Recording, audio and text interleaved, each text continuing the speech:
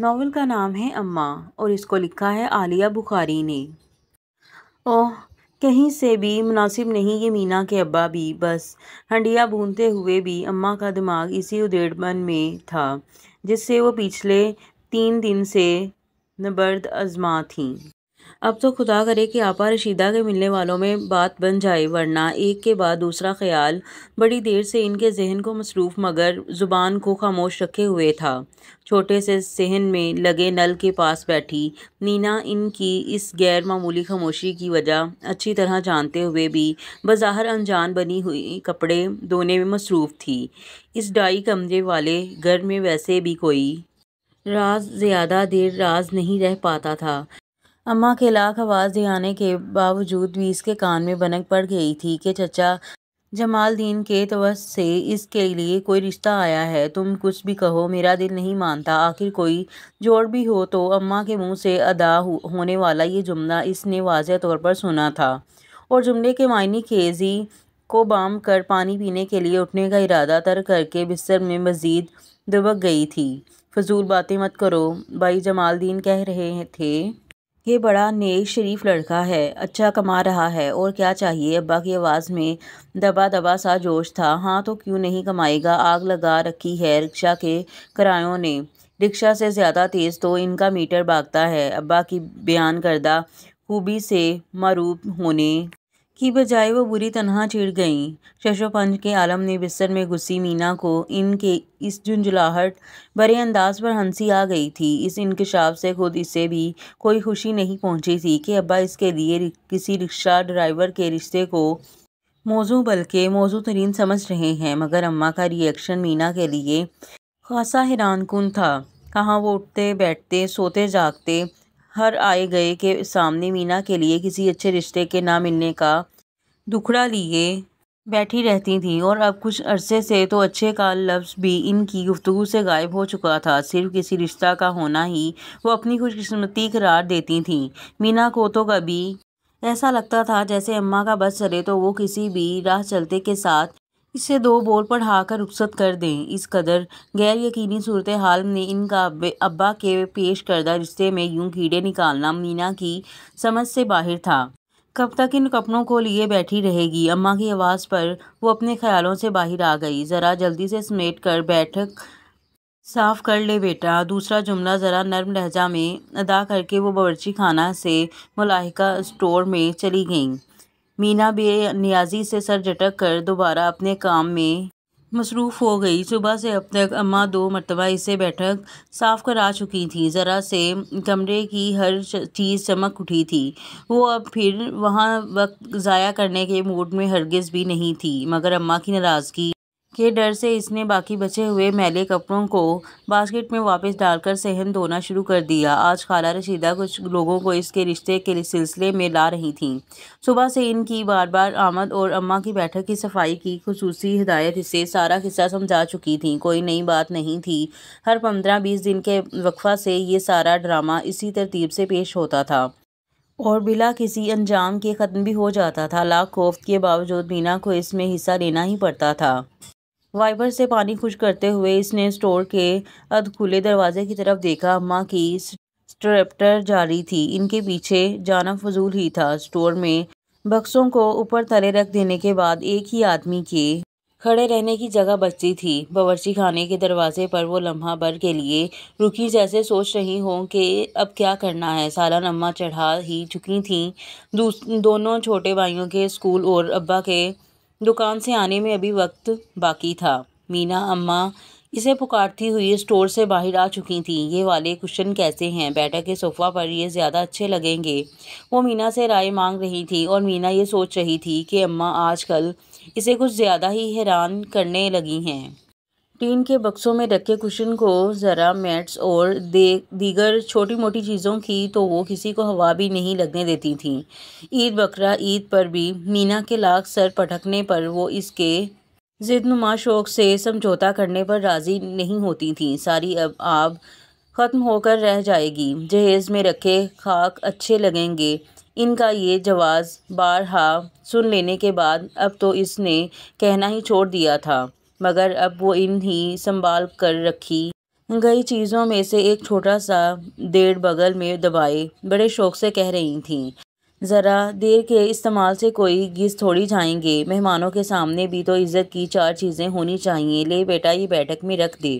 بنا کسی سوال کے مینا ان سے وہ سب لے کر اندر چلی گئی۔ فرش پر بچھی نائلوں کی چٹائی اور لکڑی کا سستا سا صوفہ بیٹھک کی کل متاع تھے۔ کشن پر کورز چڑھانے کے بعد انہیں ترتیب سے رکھتے ہوئے اس نے ایک تعریفی نگاہ ڈالی۔ کریم کلر کے صوفے پر براؤن داغوں سے کڑے ہوئے شیشہ لگے کشن واقعی بہت اچھے لگ رہے تھے۔ اسے یاد آیا کہ جب وہ اسکول میں پڑھا کرتی تھی، ان دونوں پڑوس میں ایک گھرانہ اندرون سندھ سے آ کر آباد ہوا تھا۔ وہ لڑکیاں اجرت پر بڑی عمدہ کڑھائی کیا کرتی تھیں، انہی سے اماں نے یہ کورز کڑھوائے تھے۔ بہت سال بیت گئے تھے، شاید چھٹی یا 7ویں میں ہی وہ پڑھ رہی تھی۔ نینا کو اماں کی یہ معصوم سی دور اندیشی اس وقت نہ تو سمجھ آئی تھی اور نہ ہی اچھی لگی تھی۔ بھلا یہ بھی کوئی بات ہے کہ اچھی اچھی چیزیں باکس میں بند کرتے جاؤ۔ گھر سجانے کا اسے حد شوق تھا، مگر محدود وسائل اس کے شوق پرواز کو محدود کیے رکھتے۔ پھر بھی اس چھوٹے سے گھر میں اس کے سلیقے مند ہاتھوں کی پرکاری نمایاں تھی۔ شام تک اماں کا خصوصی اہتمام مینا کو یہ احساس دلا چکا تھا کہ اس بار کوئی نہ کوئی بات اہم ضرور ہے۔ شام کی چائے کے لوازمات میں نمایاں اضافہ کے ساتھ ساتھ مینا کو کپڑے تبدیل کرنے کی ہدایت کے ساتھ خود انہوں نے بھی اپنے گنے چنے کپڑوں میں سے ایک نسبتاً ڈھنگ کا جوڑا نکال کر پہن لیا تھا۔ ابا تو دوپہر کا کھانا کھا کر واپس چلے جاتے تھے اور اب ان کی آمد رات 9 ساڑھے 9 سے پہلے متوقع نہیں تھی، مگر 12 سالہ نوید پوچھے بغیر نہیں رہ سکا۔ اماں کہیں جا رہی ہیں کیا؟ میں بھی ساتھ چلوں گا۔ وہ مینا سے چھوٹے نادر سے تقریباً 4 سال چھوٹا تھا، اس لیے ان کا لاڈلا بھی بہت تھا۔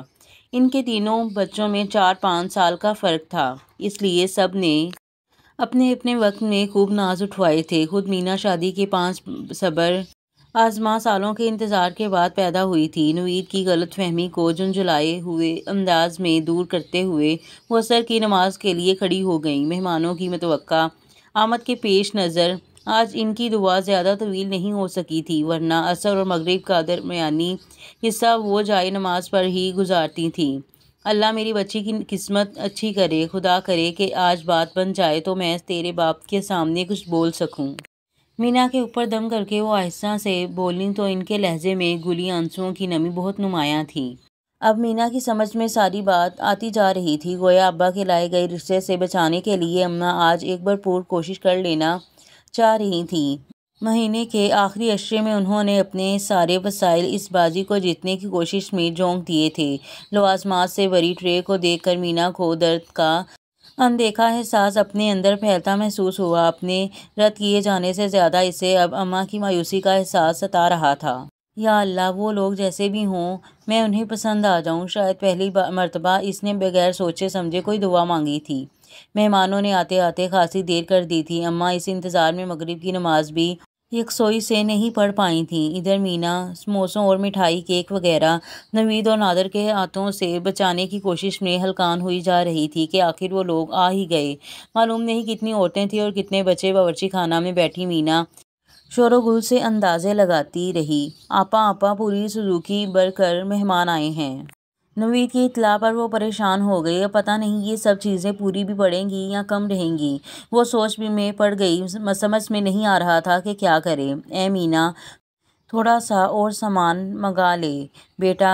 اماں چہرے پر بے حد جوش و خروش کے آثار لیے اس کے ہاتھ میں 100 کا ایک مڑا توڑا نوٹ تھما کر جس تیزی سے آئی تھیں اسی تیزی سے واپس چلی گئیں۔ مینا نے ایک ٹھنڈی سانس لے کر 100 کے اس نوٹ کو دیکھا۔ معلوم نہیں کتنی ضرورتوں کو روک کر جانے والی بچتیں ان مہمانوں کے پیٹ میں اتاری جانی تھیں، جنہیں اتنا بھی احساس نہیں تھا کہ اپنے بیٹے کے لیے لڑکی دیکھنے آنے کا یہ طریقہ انتہائی نامعقول ہے۔ مینا کا دل تو نہیں چاہ رہا تھا، مگر چائے لے کر جانا تو تھا ہی۔ اپنی طرف سے سب کچھ ٹھیک ٹھاک کر کے وہ اندر چلی گئی۔ سلام کر کے ایک نظر میں ہی اس نے دیکھ لیا تھا کہ کم از کم 6 یا 7 مختلف عمروں کی خواتین اور تقریباً اتنے ہی بچے تھے۔ اچھا یہ ہے لڑکی، ایک بڑی عمر کی خاتون نے اس پر اچٹتی ہوئی نگاہ ڈالتے ہوئے کہا۔ مینا کو برا تو بہت لگا، مگر اماں کے اشارے پر ان کے قریب ایک کونے میں ٹک گئی۔ ذرا سا کمرہ کچا کچ بھرا ہوا تھا۔ دوسرے کمرے میں پڑی لوہے کی کرسیاں بھی یہیں لے آئی گئی تھیں۔ بچے بڑے بے تکلفی سے سارے کمرے میں بھاگتے پھر رہے تھے۔ اماں بڑے اصرار سے سب کو لوازمات پیش کر رہی تھیں۔ تھوڑی دیر میں مینا کو اندازہ ہو گیا تھا کہ لڑکے کی اماں کے علاوہ 3 بہنیں، 2 بھابیاں اور ایک خالہ اس کار خیر کا بیڑا اٹھائے ہوئے ہیں۔ کیک مت کھانا بیٹا، یہ تو باسی لگ رہا ہے۔ سونے کی چوڑیوں سے بھرے ہاتھ کی نمائش کرتی ایک خاتون نے بدتمیزی سے ٹوٹے پڑتے بچوں کو سرزنش کرنی چاہی، مگر بے سود ایک گمسان کارن پڑا ہوا تھا۔ مینا نے نوٹ کیا کہ منع کرنے والی خاتون کی اپنی پلیٹ لبالب بھری ہوئی تھی۔ سموسے بھی پلیٹ میں بیک وقت 2 رکھے ہوئے تھے۔ نہیں نہیں بیٹی، باسی نہیں ہے، میں نے تو بڑی اچھی بیکری سے منگوایا ہے۔ یہاں کے بازار کا نہیں ہے، اماں جلدی سے بولیں۔ اپنے رہائشی علاقے کی کم مائیگی کا احساس انہیں اپنی صفائی پیش کرنے پر مجبور کر رہا تھا۔ مینا کو تو وہ لوگ نہایت چھچورے اور نو دولتیے ٹائپ کے لگ رہے تھے۔ عجیب بات یہ تھی کہ اور یہاں پر ایپیسوڈ کا اختتام ہوتا ہے۔ ملتے ہیں اگلے ایپیسوڈ میں، اور چینل کو لائک کر دیں، سبسکرائب کر دیں، بیل آئیکن کو کلک کر دیں، اور مجھے دیں اجازت۔ اللہ حافظ۔